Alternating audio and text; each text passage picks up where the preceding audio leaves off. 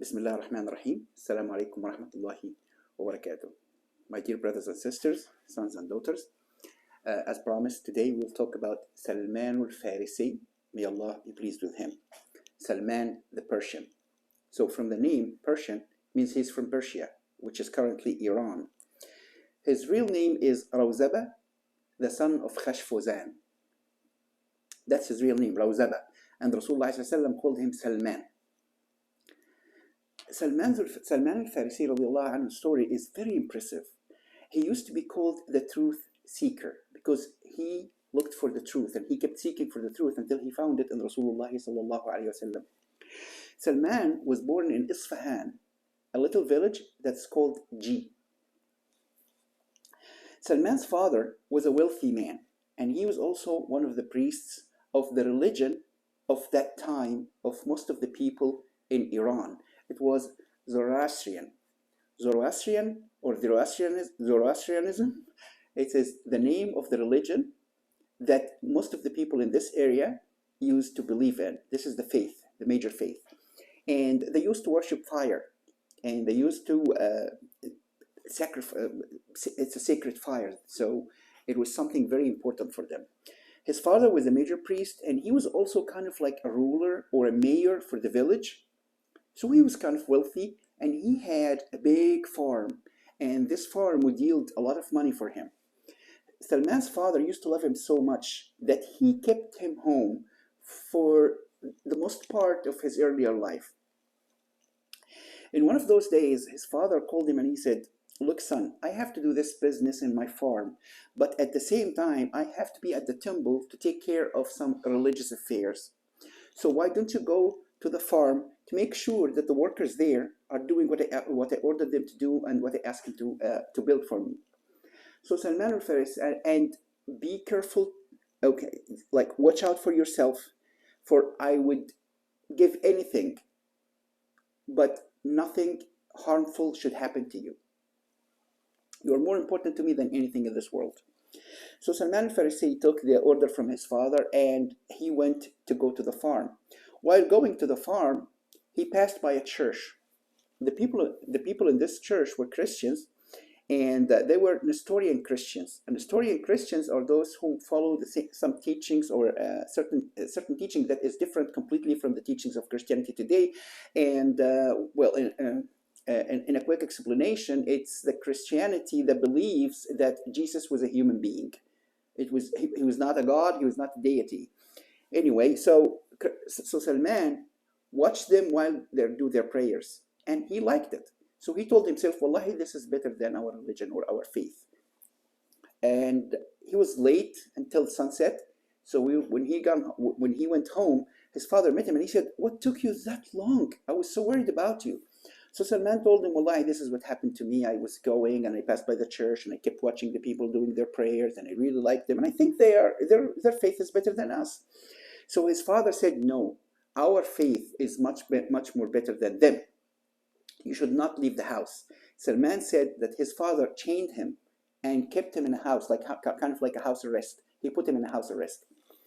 So Salman, in a way, he could make a contact with some people in the church.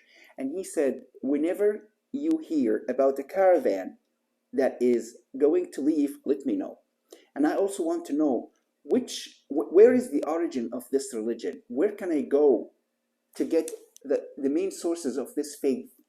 So they told Salman that the main faith would be found in the Levant. The Levant is that region above Arabia, the Arabian Peninsula, which I think contains Syria, Iraq, this area. It's kind of like a crescent. It used to be called the Fertile Crescent. So Salman al-Farisi told him, "Whenever you have a caravan that is leaving to this region, let me know." When a caravan was about to leave from Iran or Persia to the Levant, they sent a message to Salman, of course secretly. So Salman took off the chains, and he took whatever he could, not much, and he left with the caravan until he reached the Levant. Then he kept asking, "Who is the most knowledgeable about Christianity these days in this area?" So they told him about someone. The city is not known to us, but most probably it's either in Syria or in Iraq. Then he said, I went to the priest that they told me about, and wallahi, I have never seen a man worse than him. For he kept asking people to pay charity, and he would keep the charity for himself and never pay it or never distribute the money among the poor. When he died, people gathered and they started to debate about the best method to honor the man. So I told him he was not a good man. He used to ask you to pay charity and he would keep the money for himself and he would never give it to the poor. They said, what's your proof? He said, I will guide you to the treasure. And Salman said that he had 7 jars full of gold and silver. So when the people excavated this treasure, they decided that they would not bury the man. So they crucified him and they kept stoning him until his body was covered by stones, and they just left him like that. So he kept asking the people, what are we going to now? What are we going to do now? The church has no priest. So they have assigned another person, another priest, to the church. Salman stayed with this priest, and he says, wallahi, he was a very good man. He was humble. He would spend his time during the day doing the prayers, and he would ask people to do the good things, and he would distribute the money among the poor. So the priest was a very good priest. Salman stayed with him for a few years until the priest was on a deathbed, dying. So Salman came to him and he said, I have been with you, serving you, to learn about this faith and this religion.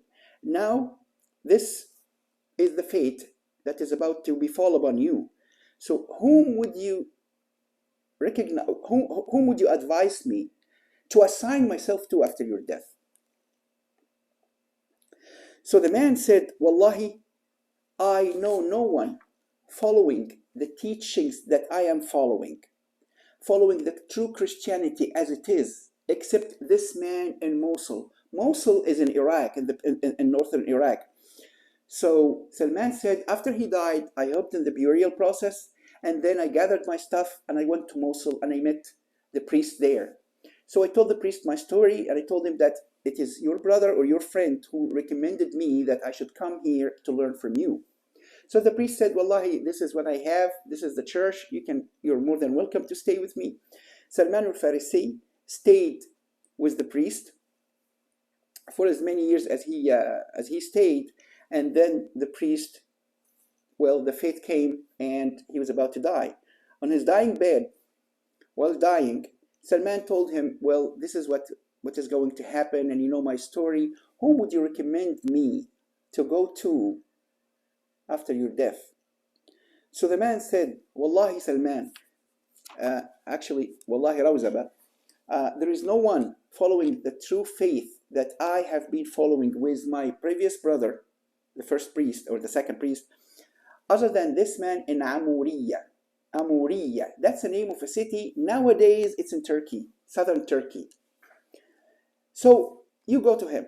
So he says, after his death, I helped in the burial process, and then I went to Amuriya to meet the priest. I told him my story, and he said, you can stay with me for as long as you want. So he stayed with the priest for as long as the priest stayed alive. While dying, Salman came to the priest and he said, well, you know, this is what is going to happen to you, and you know my story. Whom would you recommend me to go to keep learning about this faith? Going from the first to the second to the third to the fourth tells us that Salman al-Farisii was young. He was in his teens. Okay, because well, if he spent like 10 to 15 years with those priests and he was 20, that's 45.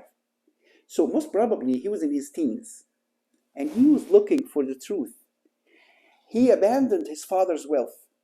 He abandoned a secured job at the temple to be a Zoroastrian Magos, which means a high priest, the person who is the guardian of the fire. But he abandoned all this for the sake of the truth, to know about Allah subhanahu wa ta'ala. Then the priest on his deathbed, he told him, wallahi Salman, I know no one following the true Christianity that came from God. we have to remember, or we have to recognize and know that Christianity by that time had seen so many changes, and people have started to call Jesus either God or the Son of God, the Son of Mary, and God came to Mary. Whatever you know about Christianity, that nowadays is all over the world. But the priest said, Wallahi Salman, I know no one else following the true Christianity as I used to do and my previous brothers. But listen, this is the time of a coming of a new prophet from Allah subhanahu wa ta'ala, and he will be sent to a land with so many palm trees, and this land is between two lava areas. Lava is what comes out from volcanoes, so these were very ancient volcanoes, and the lava on the east and the lava on the west. This is exactly the description of Medina, but at that time it used to be known Yathrib. Salman didn't know where this city is. Well, it could be anywhere. So Salman said, he told him that it will be in the Arabia. So Salman said, I will go to Arabia.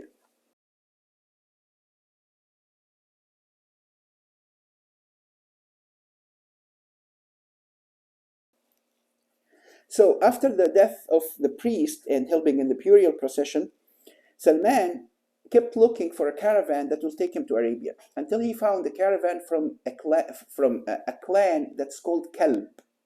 That is called Kalb. And this clan is from a bigger tribe that's called Qudaa. And he told them that I will give you the money that I have, some of the cows that I have, and all the sheep that I have. Just take me to Arabia. They said, we will do that. So he gave them the money, he gave them the cows, and he gave them everything. And he rode one of the camels and he went with them. Well, in the way, he said they were bad people, for they took him a prisoner and they sold him. So Salman al-Farisii at this moment lost his freedom. He became a slave. And near Yathrib, he was sold to a Jewish Arab. And this Jewish Arab then resold Salman al-Farisii to someone from Bani Qurayza. Bani Qurayza, or the clan of Qurayza, or the sons of Qurayza, are Jewish Arabs who used to live in Yathrib. While taking him to Yathrib, the new master of Salman, Salman saw the palm trees. And he said, Wallahi, when I saw the palm trees, I wished so hard that this is where the new prophet will immigrate. So this is the migration place of the new prophet. The priest also told him that this prophet had three signs. He does not eat charity. He eats gifts and presents. And between his back in here is a big mole with few hairs coming out from it.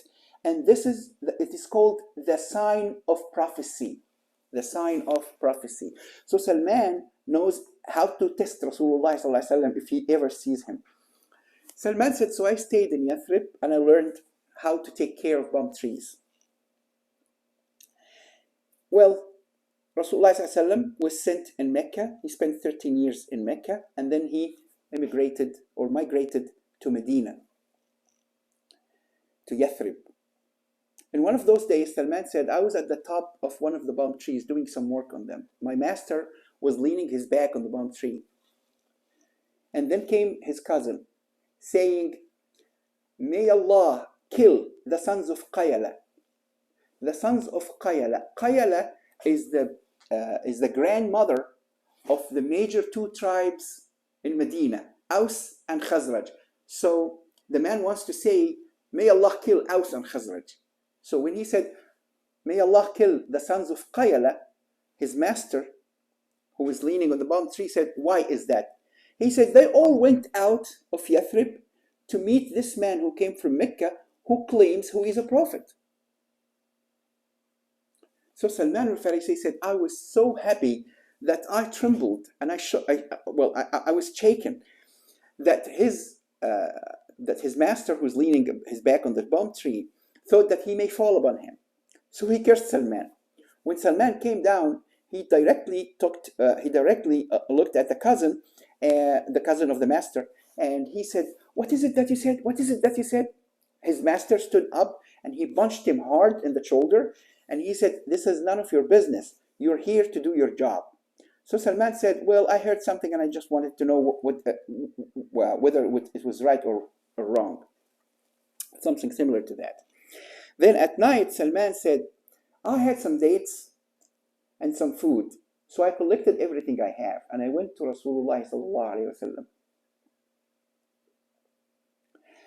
And there I talked to him and I said, well, I know that you are a stranger, and I heard that you are a good man, and I know that you have some followers and you don't have anything. So I have kept some food for charity, and here I am giving it to you, for you are the one who deserves it the most, and your friends. Rasulullah ﷺ took the food, he put it in front of him, and he asked his friends who were present at the time, and he said, eat. But Rasulullah ﷺ did not eat. Salman said, this is the first. The second day, Salman came to Rasulullah ﷺ with some food at night, with some food. And he said to Rasulullah ﷺ, I have noticed that you didn't eat the food that I gave yesterday to you in the form of charity.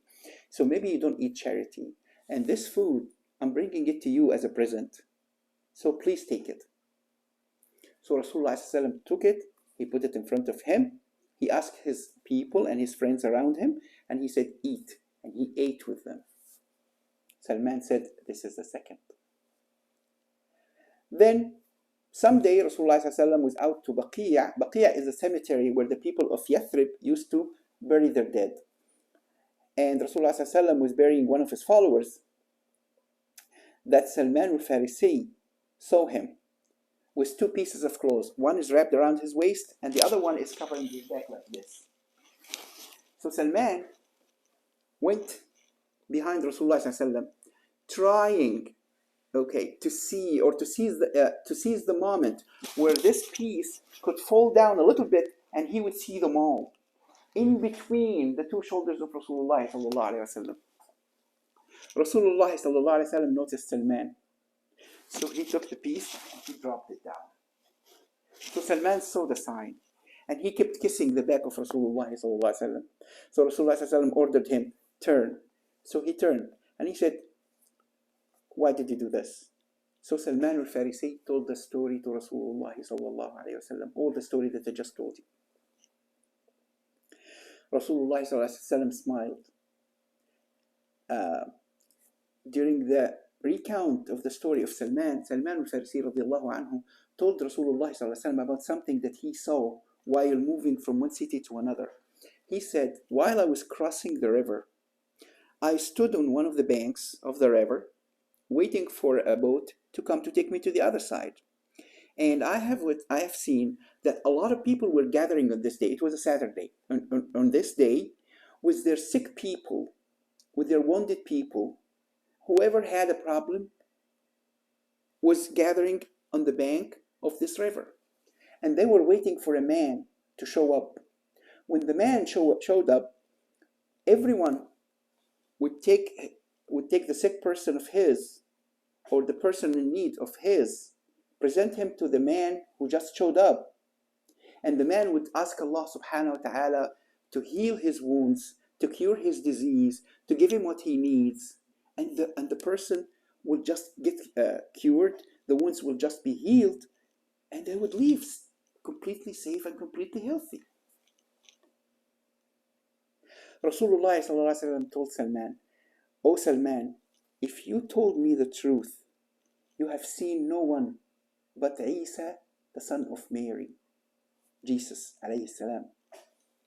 So if the story is true, and we all believe it is true because it was told by Salman al-Farisii, and we will know now why it has to be true if it is told by Salman al-Farisii.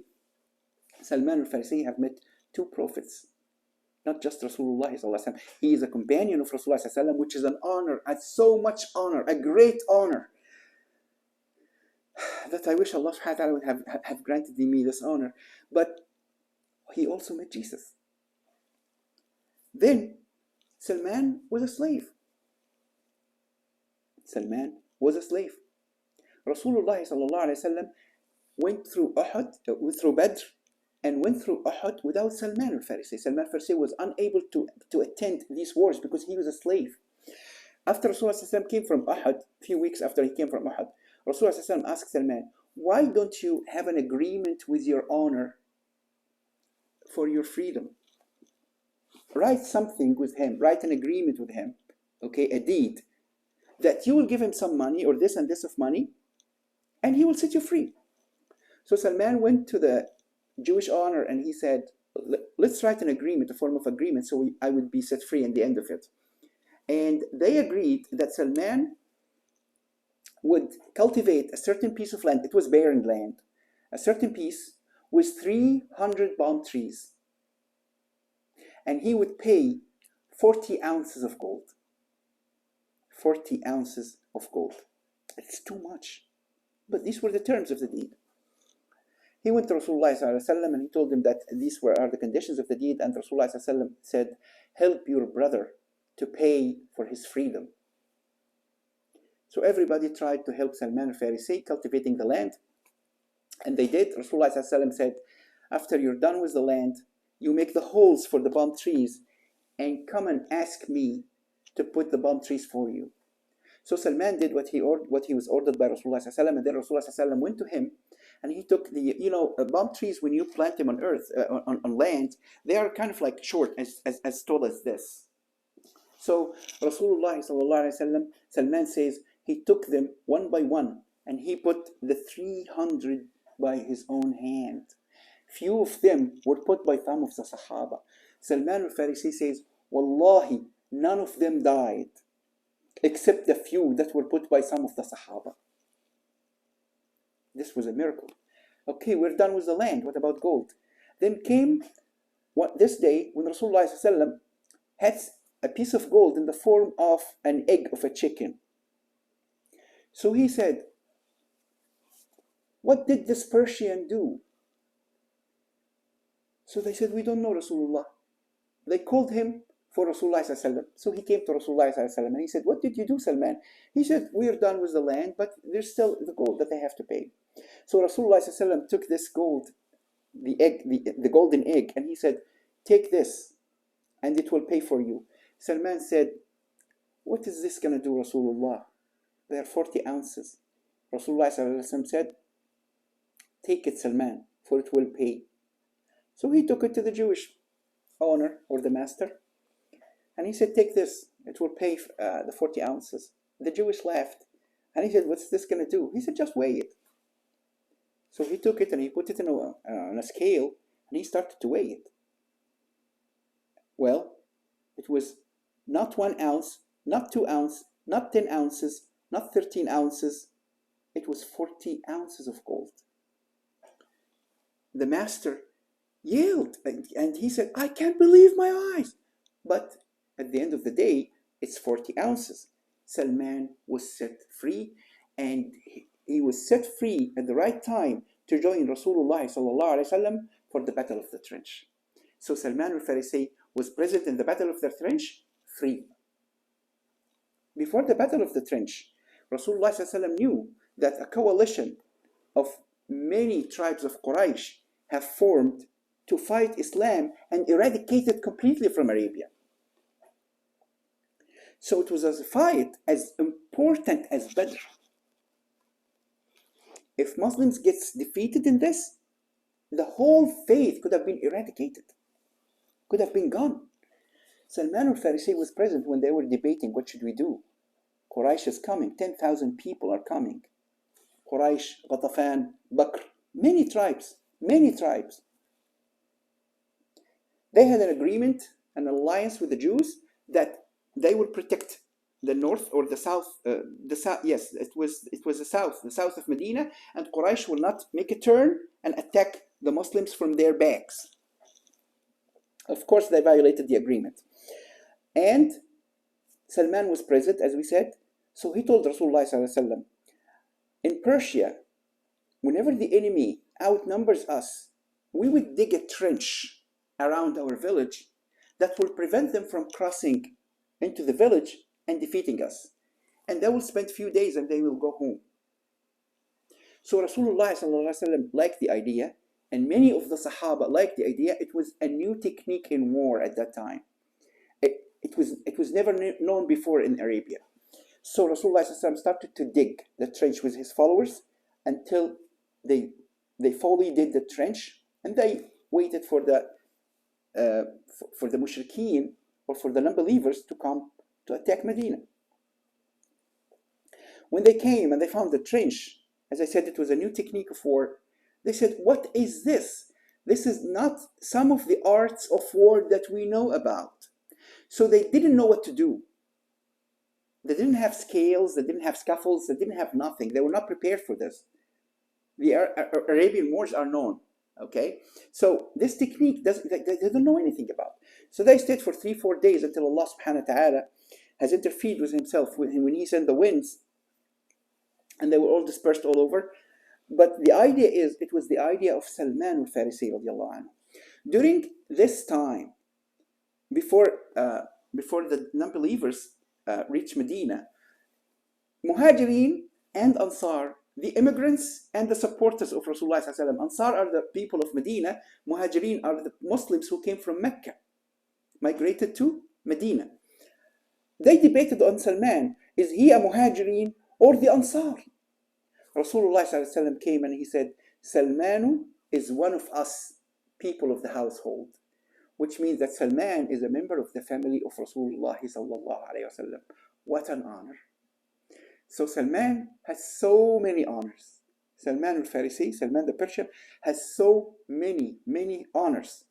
He should be proud of himself, proud of all the honors that was bestowed on him, either by Allah subhanahu wa ta'ala for the journey to seek the truth, or by the honor that was given to him by Rasulullah sallallahu alaihi wasallam to be a member of the family of Rasulullah sallallahu alaihi wasallam.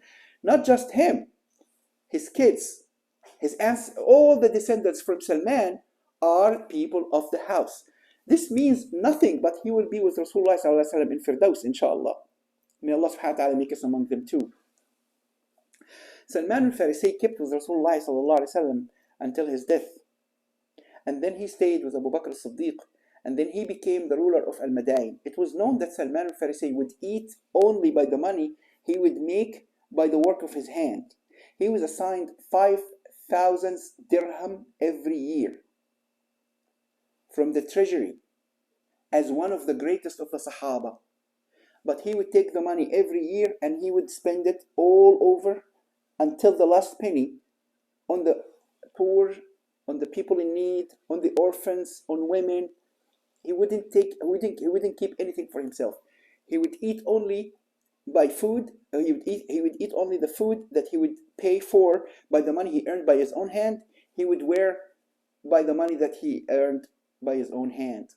It is told, one of the stories, that Salman al-Farisi, while the ruler of Al-Madain, that's a city in Iraq, he was walking in the market, taking care of things. And there was this woman who didn't know who this man is. So she thought he's a carrier working in the market. She told him, "Come, help me with this." It was a very heavy sack. So he put it in his bag and he started to walk following the lady to wherever she's guiding him. One of the people met Salman and he said, "Oh, Amir." Amir means like the ruler. "Oh, Amir, let me carry this for you." He said, "No, she ordered me to do it and this is what I am doing." So he carried it for her until she reached wherever she wanted to go, and she gave him the money for carrying the sack for her. So he was very humble, down to earth, as we say these days. So he was very humble, he was down to earth. Among his physical characteristics or features, Salman was tall, Salman was strong, and Salman was hairy. He had a lot of hair, whether it is hair here or body hair. Ali ibn Abi Talib radiallahu anhu, when he was asked about Salman al-Farisi, he said, "Oh, what a man. He's the man who had knowledge of the first," talking about the Bible and the Torah. "And he had the knowledge of the last," talking about Quran. He learned Islam from Rasulullah sallallahu alaihi wasallam. And who else would teach us Islam better than Rasulullah sallallahu alaihi wasallam. He got the religion from the source, and he met Jesus, as the story says.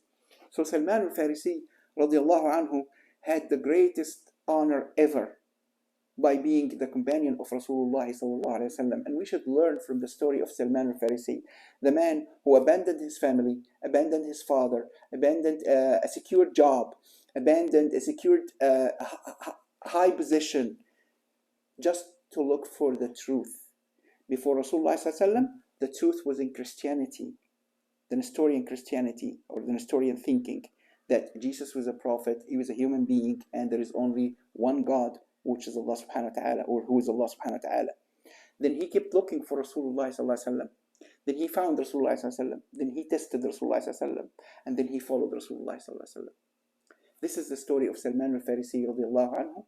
أقول قولي هذا وأستغفر الله العظيم لي ولكم. I hope you enjoyed the story, and I will see you inshallah in the next episode. Assalamu alaikum wa rahmatullahi wa barakatuh.